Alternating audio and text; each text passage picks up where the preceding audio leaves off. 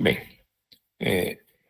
continuando no livro, né, da Patrícia, Vivendo no Mundo dos Espíritos, a gente está lendo um capítulo, né, que fala de vários espíritos que cometeram algum deslize, algum desatino, tomaram atitudes que na época, no pensamento deles, eles achavam que se beneficiar daquilo, que não foram atitudes muito legais, mas conseguiram continuar a sua vida sem que ninguém descobrisse o que eles tinham feito.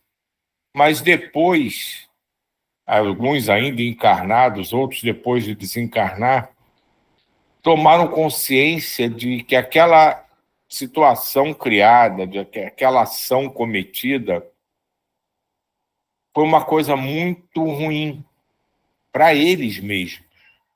E eles entram num processo de remorso, de angústia, que acaba gerando consequências e alguns pedem, né, para apresentar uma forma ou outra de dificuldade na encarnação seguinte como forma de pagamento daquilo que ele fez. Então, a gente estava nessa leitura, né, vendo as experiências de vários espíritos, né, que está muito relacionada a remorso e culpa. E vamos continuando aqui. Tudo muito triste de ver. Erros, remorsos e sofrimentos podem perturbar alguém e, quando encarnado, pode vir a ter uma das doenças mentais como reação. Viemos à Terra por poucas horas e fomos visitar um sanatório. Só lembrando que a gente já viu aqui, nem todo espírito encarnado que tem algum tipo de perturbação mental faz parte desse mecanismo de culpa e remorso.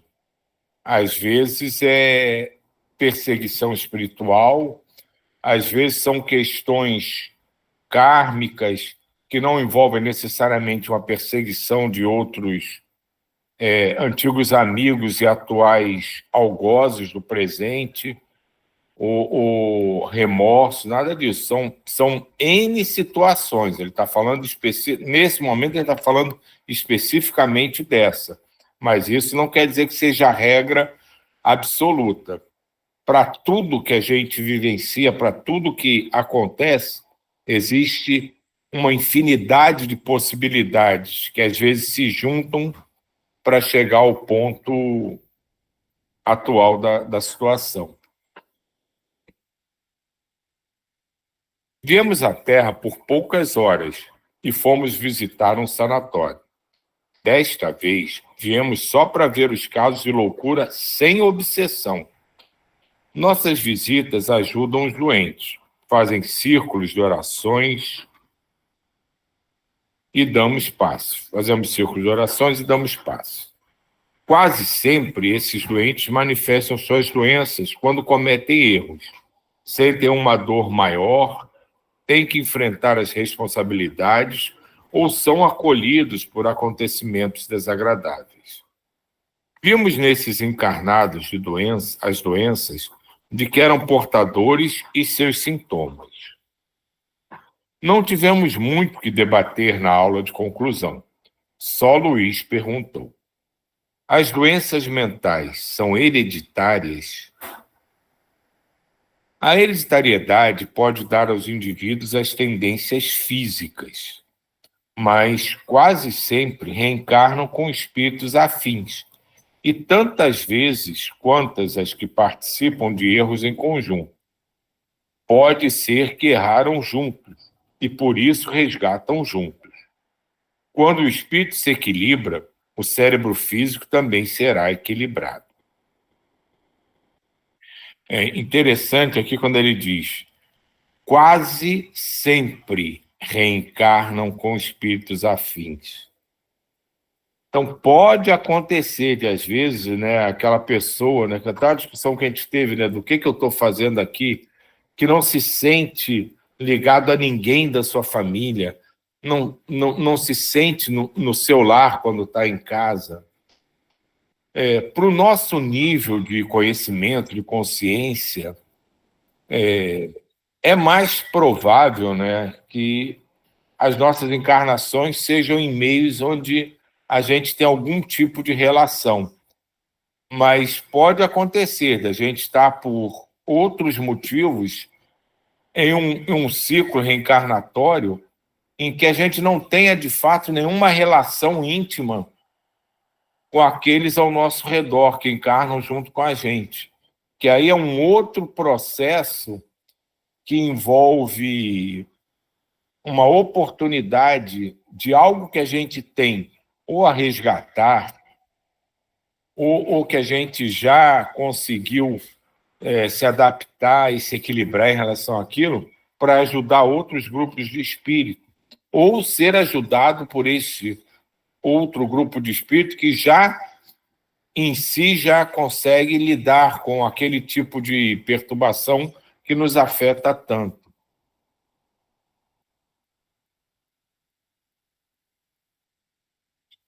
Então, quando o espírito se equilibra, o cérebro físico também será equilibrado. Foi bom para todos nós esse estudo.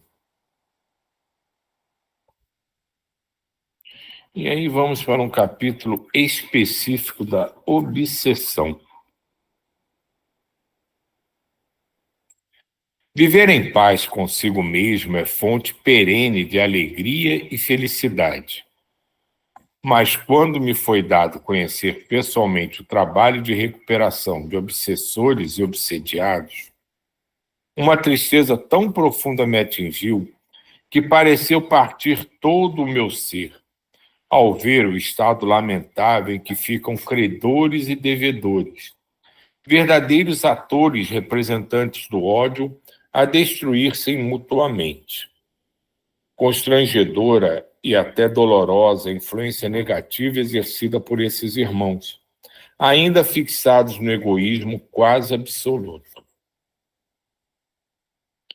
Opa, peraí que eu apertei errado. Peraí que eu já estou chegando. Quase absoluto. Difícil é o trabalho de socorro deles, a eles, exigindo dos espíritos que se dedicam a esse mistério dedicação e paciência tão grandes que chegamos a ver nessas atitudes o reflexo do amor divino, amor sem fronteiras, vencedor do tempo e do espaço, na busca da recuperação de seus filhos. O pai não abandona seus filhos e os socorre através de seus próprios filhos, envolvendo todos no seu grandioso amor, esperando pela eternidade que voltemos para o cultivo da fraternidade. Nada melhor que as lições de Allan Kardec para nos ensinar o que seja obsessão. É a ação persistente de um espírito sobre a pessoa. Apresenta características diversas, desde a simples influência de ordem moral até a completa perturbação do organismo e das faculdades mentais. As piores obsessões são as de ação vingativa. Normalmente, o obsessor e o obsediado se relacionaram em existências anteriores. A obsessão, a subjugação e a possessão levam muitos à loucura.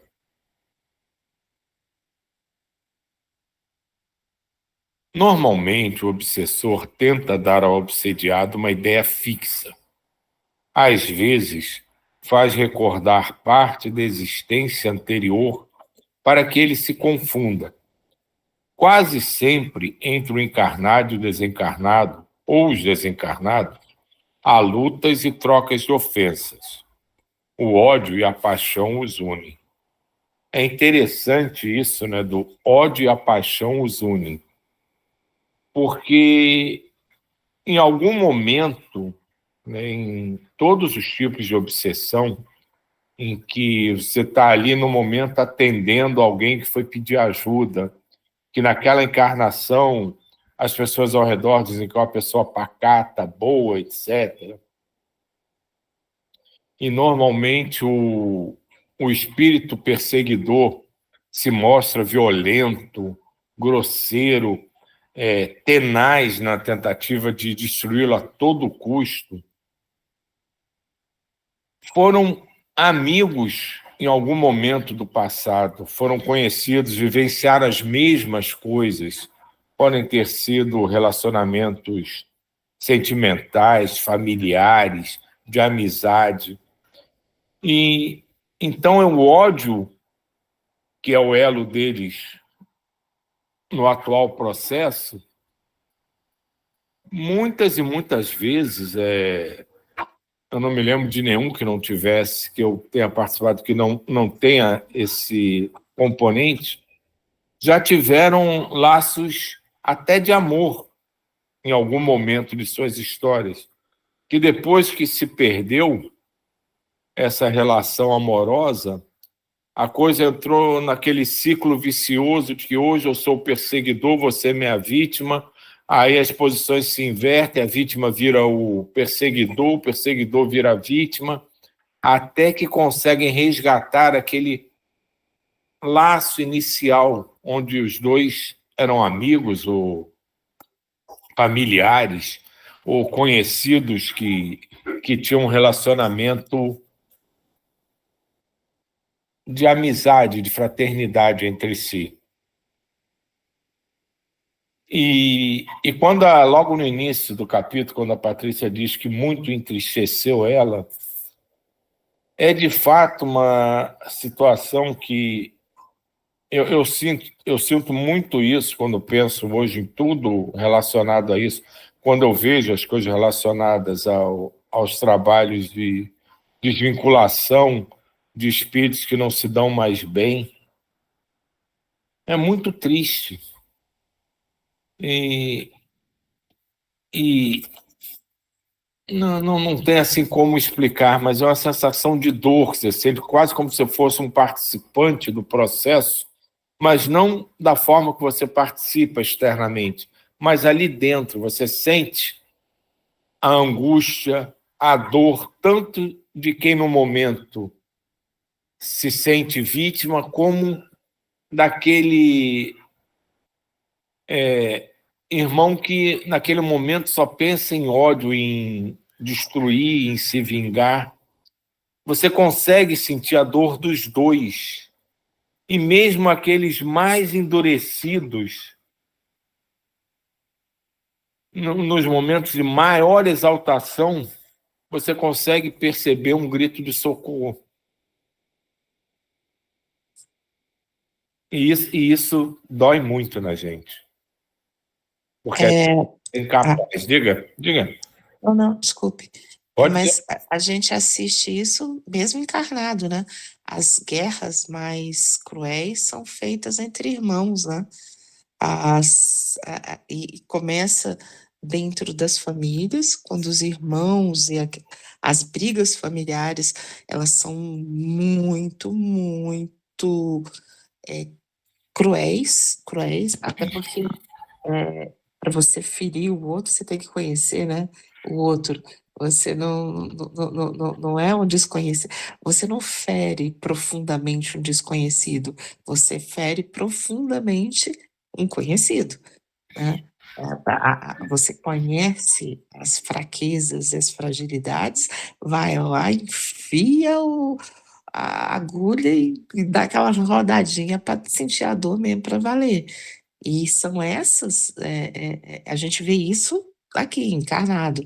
E aí a gente vê nas famílias, a gente vê nessa, né, questões amores, tal, família, e depois a gente vê nos povos mesmo, né?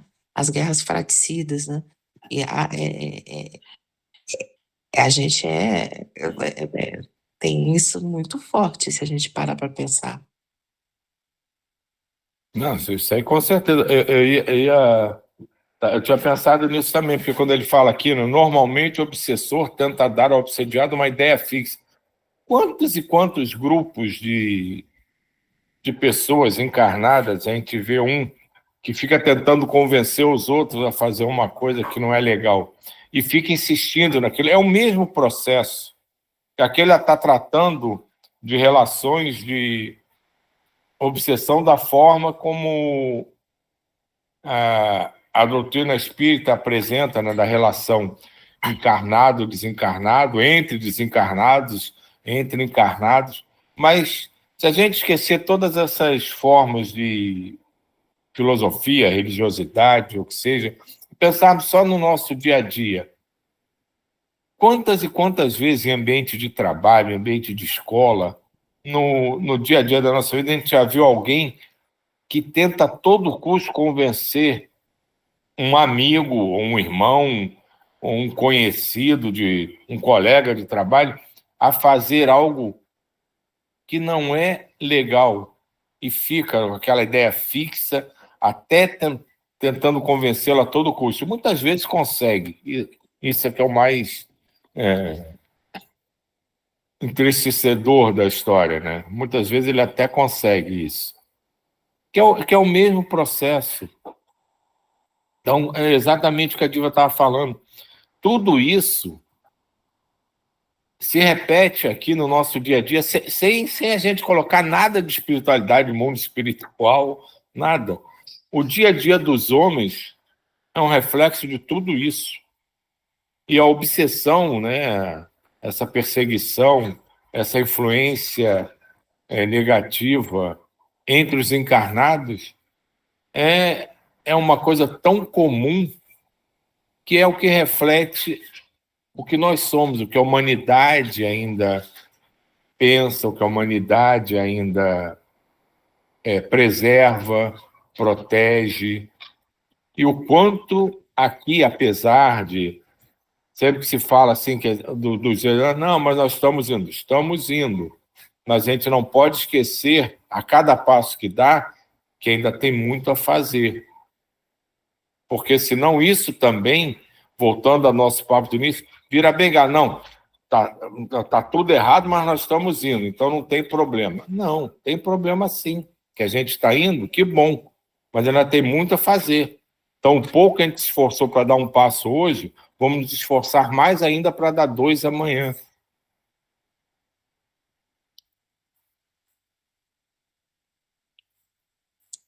Voltando assim só um pouquinho, claro, dos obsessores, a gente está falando de obsessão e tudo, mas voltando aqui à terrinha, né, e a gente mesmo, o que eu vejo, que eu acho que aí é muito triste mesmo, é porque realmente isso sempre se dá com as pessoas que a gente conhece, que a gente sabe exatamente aonde machuca, aonde faz doer.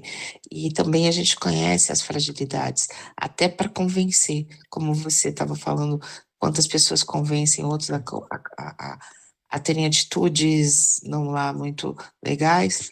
Isso porque você conhece essa pessoa, você conhece aquele grupo, você sabe como manipular essa situação. E é triste porque, eu imagino, né, no caso da Patrícia aí, que tá lá do outro lado e vendo isso, né, na coisa, mas quem tem essa, aqui na Terra, né, alguma sensibilidade, porque às vezes a gente vê dentro de família, às vezes tem aquele que sabe irritar o outro, e até, às vezes está todo mundo bem, mas o outro começa a fazer uma irritaçãozinha, até que briga. Aí tem uma briga dentro da família. E aí todo mundo briga, aquela confusão toda. Aí a gente às vezes coloca isso na culpa lá do obsessor. Não digo que não tenha, mas eu tô falando assim, às vezes somos nós mesmos, né? E como que é importante a gente, nossa, se controlar, né? Se controlar, porque a gente quer ganhar as brigas, né? A gente quer ganhar as guerras, as nossas lutas. E a gente, às vezes, não se controla e, para ganhar a nossa luta, a gente vai ali e machuca. E eu acho que aí é que a gente começa a construir essas obsessões depois, né? Futuras. Fala disso aí. A Dilma falou uma coisa interessante que me remeteu aquele, essa publicação que você botou aí do espírito do mal, que aí todo mundo julga ele. Ele falou, mas é as pessoas que são assim e eu que levo a culpa. É como a Dilma acabou de falar aí. Tudo é culpa do obsessor, e às vezes está na própria pessoa, é só isso. Não, e isso me lembrou uma coisa que a gente discutiu, acho que um dia desses aí também. É aquela questão do, não vamos ler livros pesados, vamos tomar cuidado com o que a gente vê. No fundo, isso é uma forma de se tentar educar didaticamente, mas não é o que você está vendo em si que vai abrir as portas. Não é o que você está ouvindo que vai abrir uma brecha para algum espírito desarmonizado te envolver. É porque aquilo ressoa em você. Que você pode até não lembrar, pode até achar que não, mas tudo que reverbera na gente, faz a gente pensar, se incomodar ou se alegrar, é porque está na gente. Então, para ficar mais fácil o entendimento, então não veja essas coisas fortes, não veja essas coisas violentas, porque isso vai te dar ideias e vai abrir, você a partir daí vai abrir brechas. Não é aquilo em si, não é aquela informação, não é aquela imagem que é a responsável pelo processo.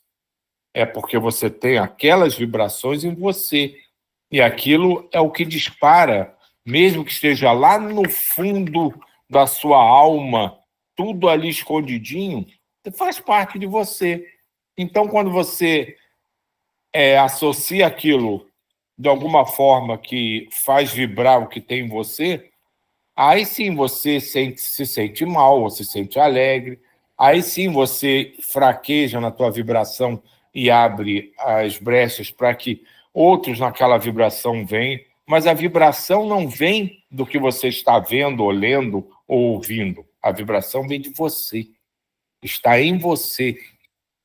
A causa da brecha que você abriu, do desconforto que você sentiu, não é o que você vê ou lê, é do que você ainda tem a trabalhar em si. Diga, Jay. Poxa, Silvio, isso que você falou, muito lindo. Vamos dar um exemplo na nossa, bem nítido, Jesus Cristo. Passou o que ele passou, não deixou o ódio, a vingança, a revolta, tudo que você queira falar. Ele simplesmente distribuía amor. É um salto abissal. A gente iria xingar, e abrir todos os portões negativos que você acabou de falar aí. Isso aí prova que não é nada disso que a gente está vendo, está na gente mesmo. O exemplo está Jesus Cristo, que veio em um mundo que era só desgraça, miséria, guerra, ódio racial. Não, ama a Deus sobre todas as coisas e o próximo como a si mesmo. E ele aplicou isso e vivenciou. Na cruz, o suplício das torturas, que era tudo barbaridade, ele não deixou se revoltar. O exemplo está aí. Então, como a gente ainda não somos espíritos imperfeitos, isso que eu falei para vocês ontem, que não é que eu queira falar assim, não. Isso acontece quando eu, às vezes, vejo. Eu estou lendo um livro interessante de paz. Olha só que coisa interessante.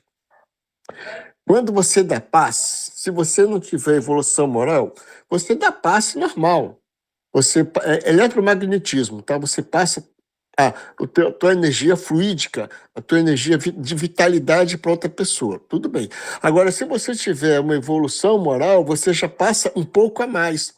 Você passa aquela evolução moral que você tem, mas o teu negativo não passa. Essa é a lei de Deus, o negativo você não passa.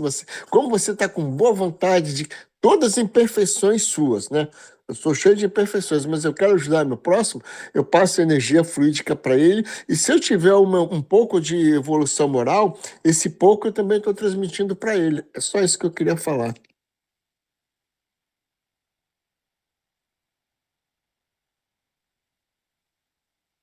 Bom, gente, falta um minuto só. Não vou nem continuar a leitura, não, porque nem um minuto, né? Porque já está 29, falta menos de um minuto. Mas, assim, tudo isso que a gente fala aqui não serve para que a gente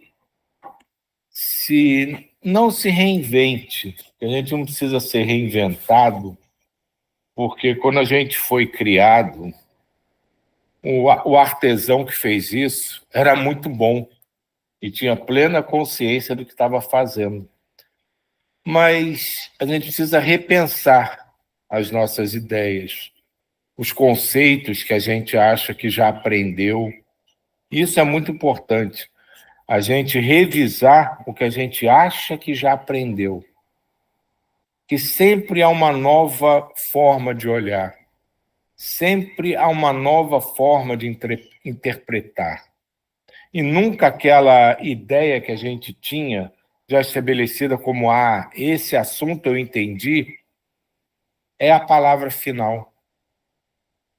E isso vai continuar, não hoje só porque a gente ainda é um espírito que ainda precisa caminhar muito. Não, isso vai continuar por toda a nossa existência. Que a gente não vai deixar de aprender, de evoluir, de expandir nossa consciência, jamais. Diga, Jay. É que já deu a hora rapidinho. Isso que você acabou de falar aí, a gente vê. Quando você lê um livro, quando lê pela segunda vez, você já tem uma outra visão, é só isso.